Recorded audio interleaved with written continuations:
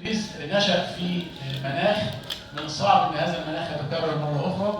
نشأ في ظل ثوره 52 وفي ظل الاشتراكيه وفي ظل قانون اصلاح زراعي وفي ظل تأميم قناه السويس. كل الاحداث اللي حصلت ايام يوسف ادريس من الصعب جدا ان احنا نقارنها باحداث بتحصل اليومين دول، وبالتالي فلن نجد ابدا وجه المقارنه بينه وبين اي اديب اخر، سواء هذا الاديب معروف او غير معروف.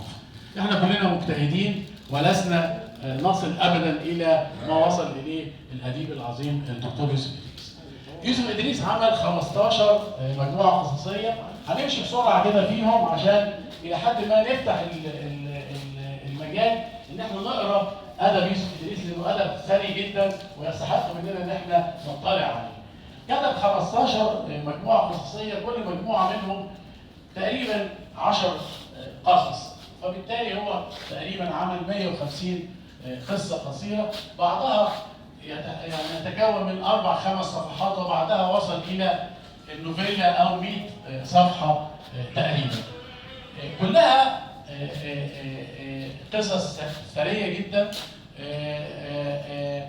غامره بالاحداث، غامره بالشخصيات الغريبه والمفارقات العجيبه. وهنستعرض مع بعض كده في عجاله بعض ما كتب يوسف ادريس.